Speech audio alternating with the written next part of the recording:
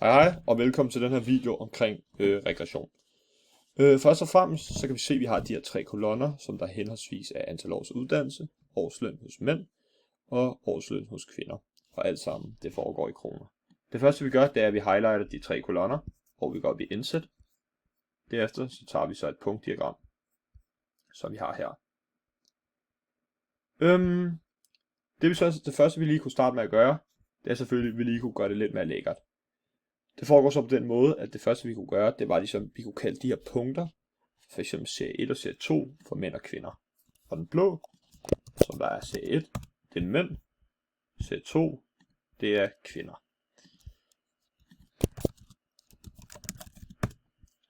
Og for lige at gøre det lidt federe, så går vi op her i diagramdesign, ind på tilføj diagram element, og lige få nogle titler på akserne. Den lodrette, den kalder vi for årsløn hos mænd og kvinder i kroner.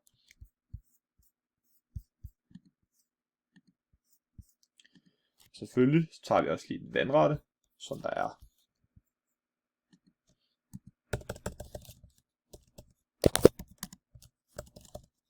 Som der er antal års uddannelse.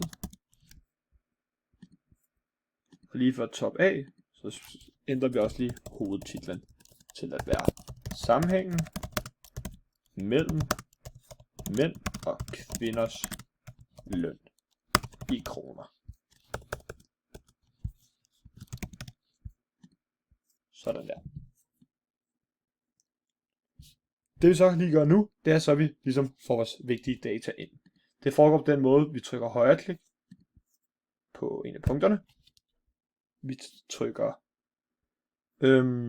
tilføj tendenslinje, og vi får også lige vores ligning frem. Bum, og vores selvfølgelig er i anden værdi, som vi har her.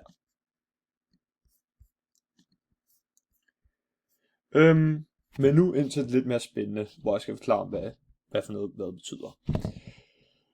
Først og fremmest, så er x, det er den uafhængige variabel, som også kaldes årsagsvariablen, og det er jo i det her tilfælde antal års uddannelse.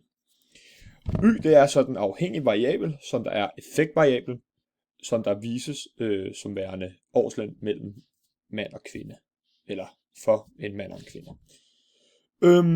Og hvorfor er hældningen på den her tendenslinje så positiv? Ja, vi ser, at linjen selvfølgelig den er positiv, og det betyder, at jo længere uddannelse man har, resulterer i, at man får jo højere årsløn man har. Og det her det gælder faktisk både for mænd og kvinder.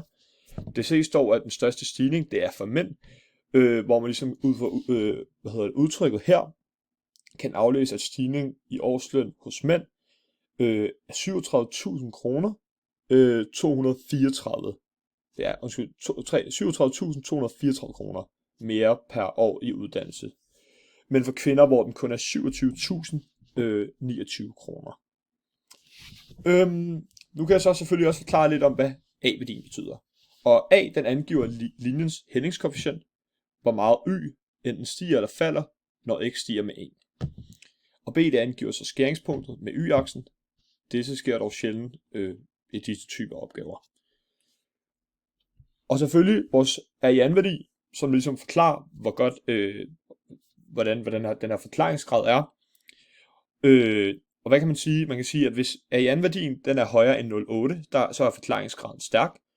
Og her ser vi faktisk en R-i-an-værdi på 0,94, hvilket passer fint med punkterne, da vi kan se, at de ligger meget tæt på trendlinjen. Og ud fra modellen kan man derfor forklare, at der er 94% sammenhæng imellem disse.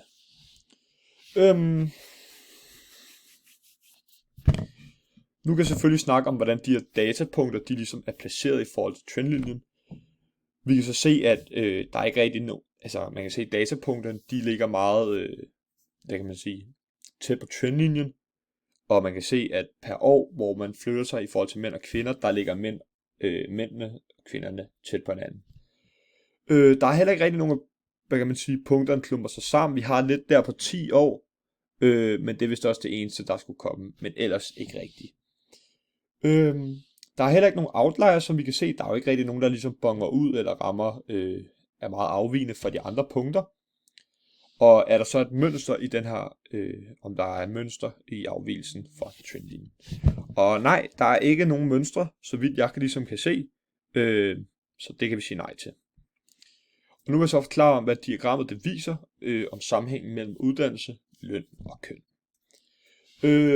Både mænd og kvinders årsløn stiger med antal år, som man uddanner sig, som jeg sagde tidligere. Men som jeg også kan se selvfølgelig, det er, at mænds årsløn er højere end kvinders, og stiger mere end kvindernes for hvert ekstra uddannelsesår. Det var det hele. Tak for nu.